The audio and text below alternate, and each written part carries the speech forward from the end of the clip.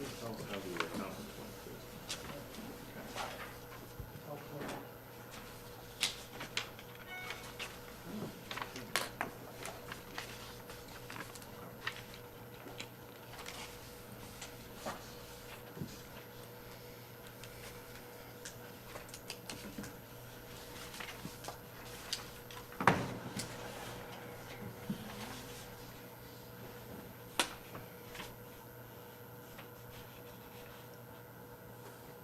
Here we go.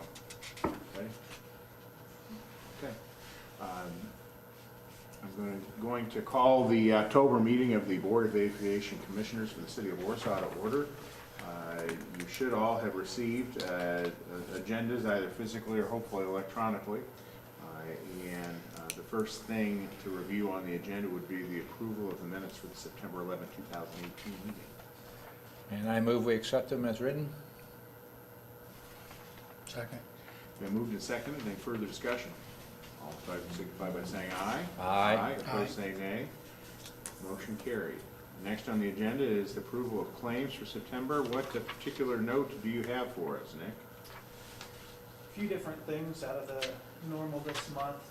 The $2,994.65 to Ascent Aviation Group was for our filter change that is required annually for both the trucks and the fuel farm.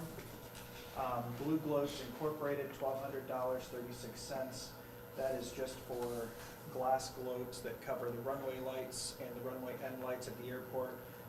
We order enough that it services us anywhere, depending on how many are broken throughout the year. Could last us a year, could last us 5 years. I don't think we've ordered any in the past 3 or 4 years, so it's been quite a while on that. Hollow Sylvius is? That was our the insurance that the board approved at the last month's meeting. Okay. Lemler Oil, we started getting in our winter fuel, and I am working right now to make sure that we are receiving our the best cost for fuel. So I'm working with a couple different companies to see and make sure that we are actually receiving the best price for our airport fuel there for our equipment. And then the only other thing that would be out of the ordinary, you guys would be asking about the Smith tire for $1,185. There is a specific battery that our instrument landing system, or the ILS, requires for battery backup in case of an electrical outage.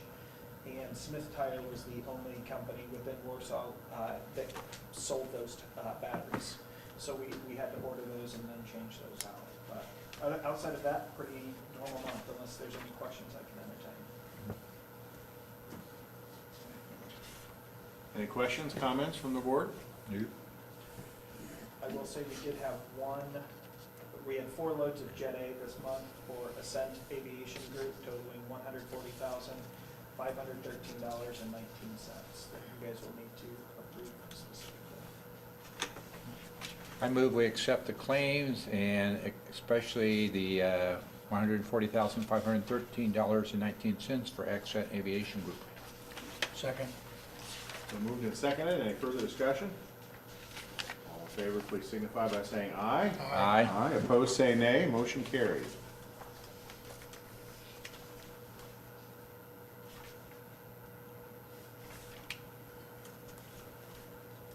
Well, we have no particular visitors. We just have our regular strong people we're always glad to see. Ken, fire away. Very good. Sorry for being late, even though you're in the city. I still got stuck by a train, but it was in Wabash, Indiana. So. Thank you. Wow.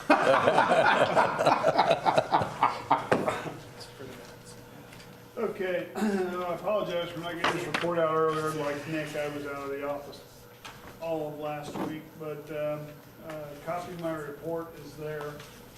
Just to hit the highlights, I'm going to skip over runway 1836 for just a second.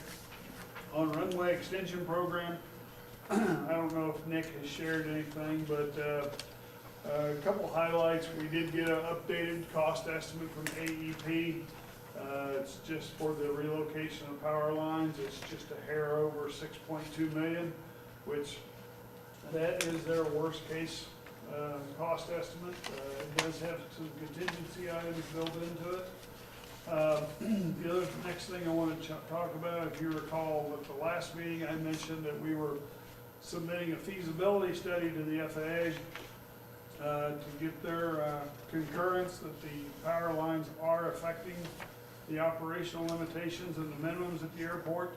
The gentleman that we spoke with did put that in writing, that yes, indeed, it is impacting it, that if we could get those power lines removed, that all of those restrictions would go away. So as planned and discussed, we prepared that document and submitted it to Delora Small, who's our ADO manager now. In addition, we shared a lot of this with some of our representatives that have been helping us in the background. And they have been emailing the FAA quite frequently. And it's working. Nick went to the conference last week. I was not able to attend, but he had breakfast, and Nick, you can tell me if I'm telling you anything wrong. He had breakfast with 3 key individuals there that gave us a lot of good support. Well, let's say 2 out of 3 gave us good support and feedback. The other didn't have much. But they have concurred that it is an independent utility project like we assumed it would be. We've been trying to make that case for some time. The great thing is the one key individual was a lady named Sue Schock. And if you remember, Sue Schock was the one that we tried to invite to come to the May or March meeting in 2017 that John Shalio had really encouraged us, and she didn't come, but instead she sent Jim Kiefer. And but they are now thinking along the same lines as what we have about the independent utility. One of the other pieces of good news they told us about is that because we are recovering a displaced threshold, cost-benefit analysis doesn't apply. So New Haven, all these projects would have been lumped together. They're saying that wouldn't have applied then. So we think we've succeeded with your efforts in getting the interest of the key people that we needed to. The next item I had on my list too is the airport layout plan. Gary Wilson was the gentleman that I told you about last month that is taking over a lot of Mike Brown's duties. Nick indicated that Sue pulled Gary to the side and told him to make the Warsaw's airport layout plan his #1 priority, and don't work on anything else until he gets it done. So again, I think we're getting the positive feedback that we've been seeking for so long. Okay, now Ken, when you talk about independent utility, you please correct me if I'm wrong, but independent utility from the need to actually lay out any more asphalt out there? Right. Well, it's an independent utility in that it is a defined project, and it has a beginning, it has an end, and it accomplishes goals. It doesn't require any other projects.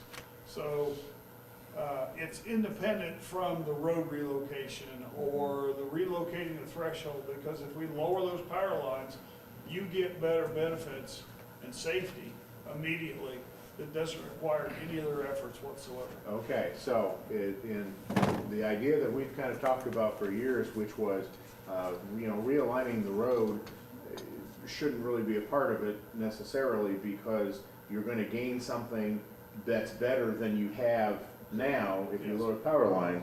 They finally come around to our way of thinking after all this time. Well, but to recoup the displaced threshold, we're still going to have to deal with the road. Mm-hmm. But the feedback that we're getting from that is that they liked your initial request better. Yeah. The tunnel. Mm-hmm. So we may be back on that track again after we flesh out those ideas. Okay. But all I'm saying is we don't have to combine all of these into one massive package. The power lines can go forward immediately. Okay. And I strongly feel we will get positive feedback at the November meeting, and we'll be moving forward with that project sooner rather than later. Good. Sure. Well, I want to say those power lines move. Yeah. I mean, the feedback again, I don't know about you folks, that the people that aren't regularly at the airport And the kind of the abstract talk about power lines, that didn't really seem like a problem to them, and it's just, you even look on a map, it doesn't seem like a problem to them. And then the first time they come in and fly into our airport, if they've never done that before, well, you know, those power lines are pretty close. Well, yeah, we understand that, that's what we've been working on, so I'm very glad to hear that, so thank you, Ken. No problem. Nick, I don't know if you want to add anything, or if you felt I covered it. Yes, sir. Ken, just briefly, the layout plan update, Mhm. what exactly is that encompassing? Well, the airport layout plan is the document that you have to, it's a planning document that helps lay out what your goals and objectives are for a 20-year span. Okay. And it hasn't been updated since 1999 by mid-states, so it needs to be brought up to new standards. They're enforcing new surfaces that they never used to enforce, like the departure surface.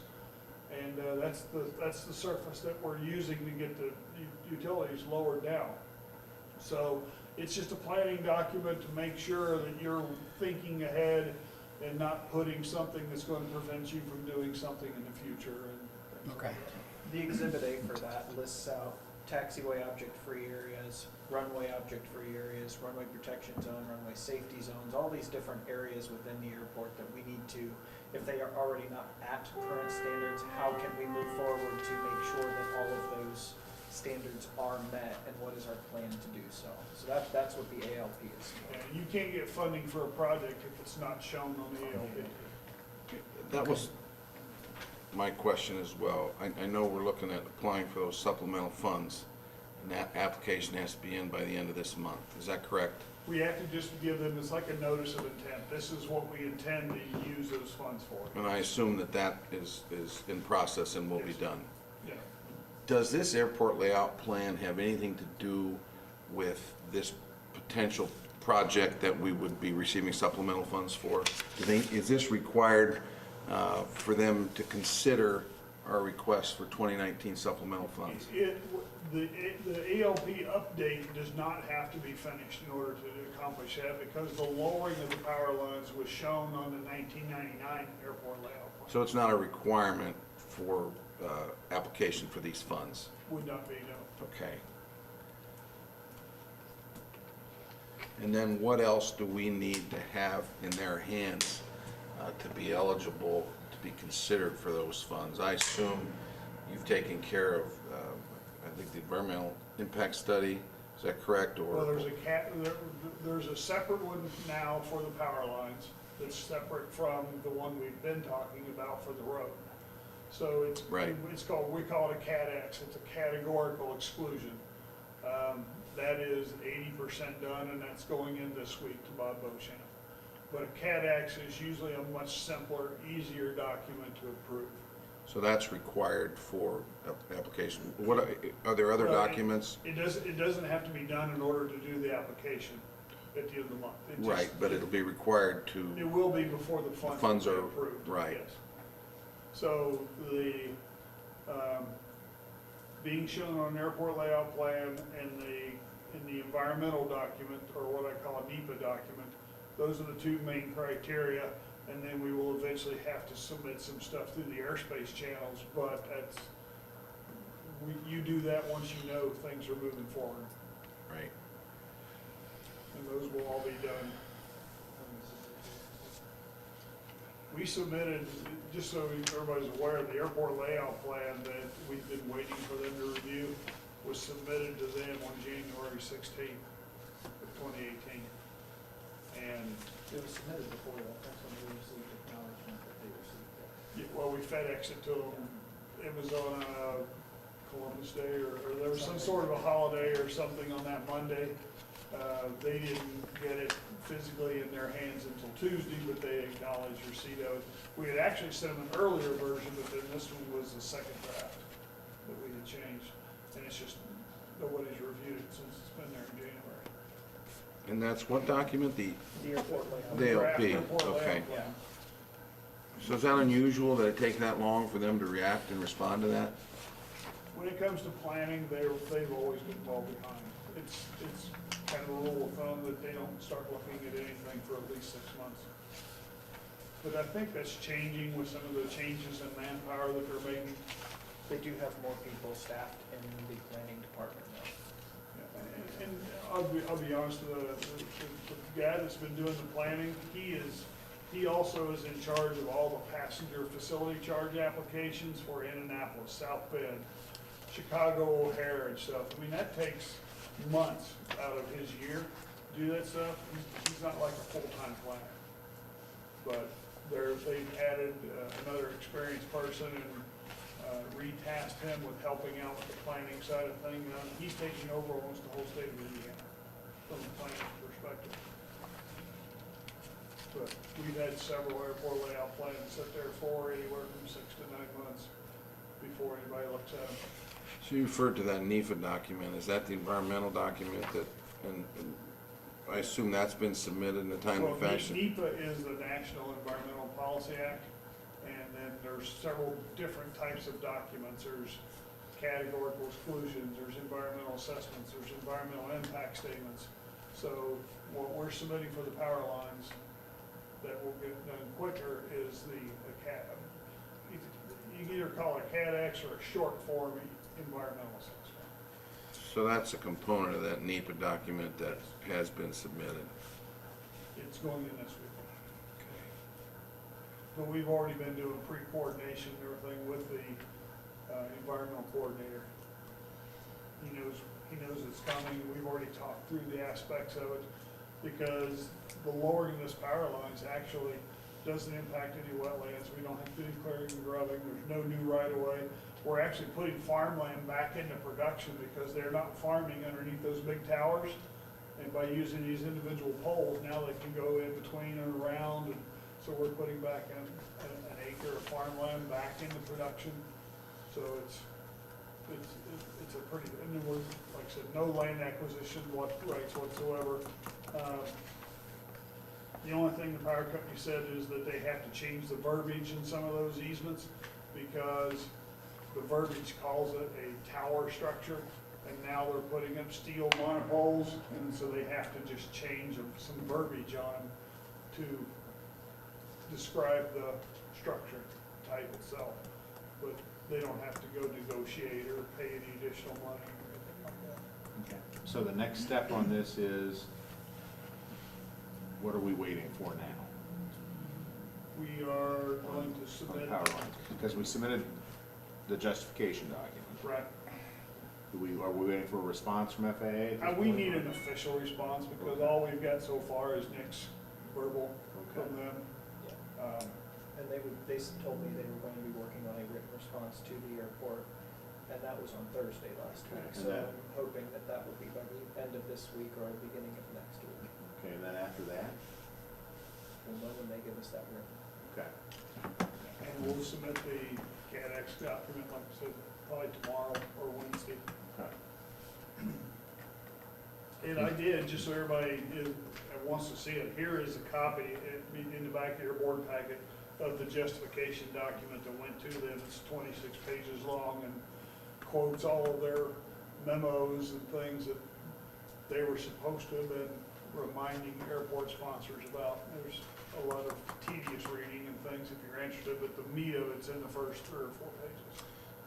So this November 7th NDOT meeting, you anticipate that's a point where we'll get, I think we'll get a response to this independent utility sooner than that, but they still want to see the next steps for the future out here projects as well too, like the road and the airport layout plan and what's going on with that.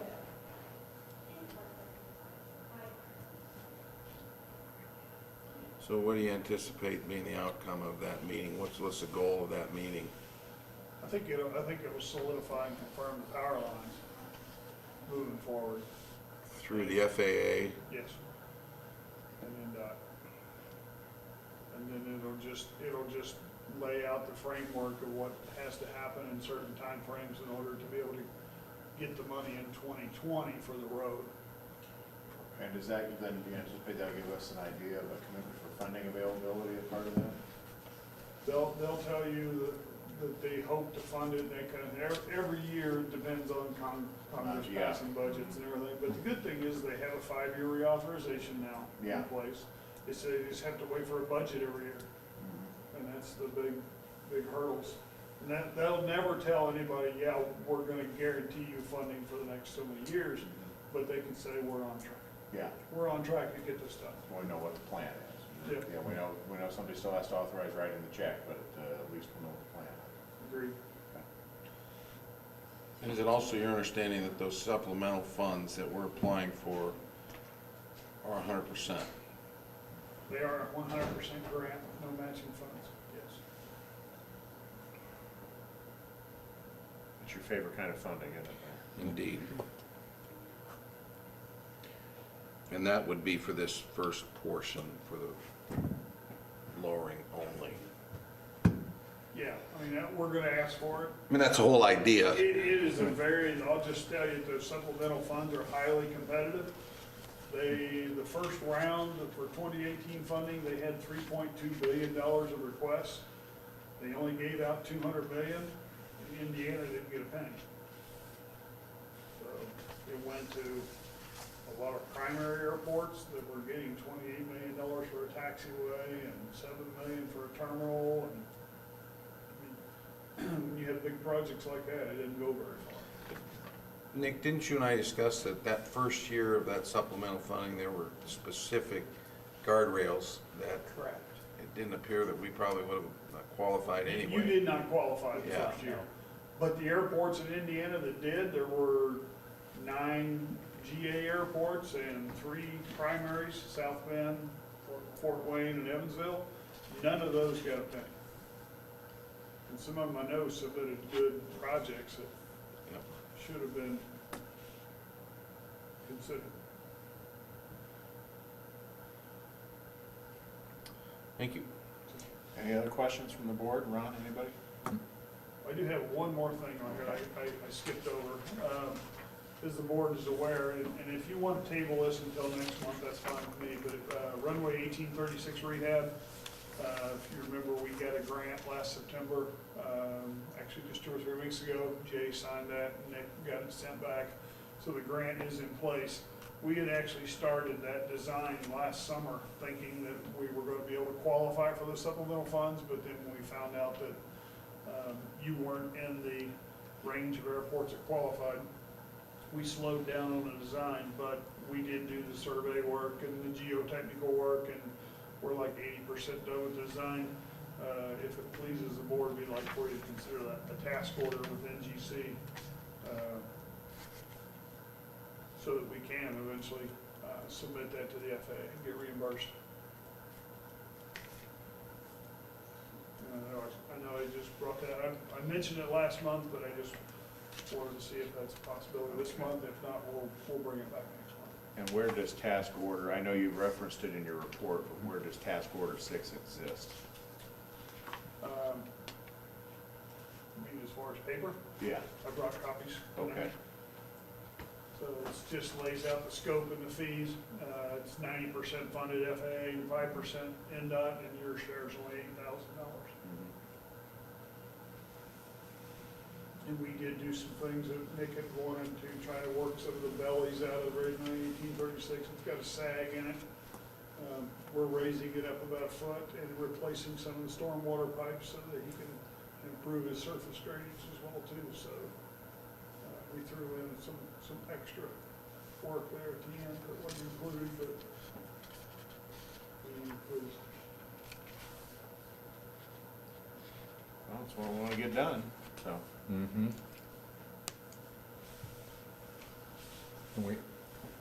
You say you have copies of that task order? Yes. I'd like to review them before we make any motion. Dan, you take a peek at it. Well, like you said, they can table this for 1 month and review. Yeah, if you want to table it, but you already have the general services agreement that we've had in place for some time. It accepts all the insurance and the boilerplate stuff. Again, this just describes the scope of work, the things that are included in an hourly estimated fee for the lump sum. I recommend we table it, so we get a chance to go over the document. Okay. Okay, put that on for next month and we'll deal with it at that point. Okay. I'm gonna let you keep this and then we'll walk away with it. I will, and I'll email you guys electronic copies of this. Okay, To go thank over. you. There you go. So you want this back? Yeah, they'll take it back and hold on to it and save it to us, and And then give he'll it- email it to us. I don't know about you, but I don't wanna wander away with it. That concludes Gets back my where it needs report. to be. You wanna hang on to it? Okay, now I'm done. Okay, anything else for Ken? Okay, thank you very much. Nick? Ken, Fire we have away. another board meeting if you need to keep going. Yeah, if you don't mind. Does anyone have anything else for Ken? He has another aviation meeting tonight since we had to switch from Yeah, we Tuesday. started 10 minutes ago. Yeah. Yep. All right. Fuel usage report. Thanks, Ken. Thank you. Thank you. Yeah, yep, we'll see ya. Travel safe. So as you can see, we were about on par with where we were this time last year in September. And we're just right on track with basically staying flat with where we were this time last year. So I do not expect that to change over the last quarter of the year. I think that we will finish the year strong and wind up about flat for fuel sales from where we were last year. As far as income, as you guys can see, with that fourth load of jet fuel that's that sat in our tanks, we had to carry it over to this month. That made our month-to-date not so great, but we're right now for the year 58,900 down from where we were last year. Again, with the slow adjustments to the fuel pricing, as those increases start to take effect over the next 5 quarters. The first one went into effect at the beginning of this month, and then we will continue to see those increase over the next 5 quarters. And as that happens, we will slowly see ourselves turn this around from operating in the red to operating in the black as the airport for our day-to-day operations. Unless you have specific questions over something, pretty standard month for fuel and income at the airport.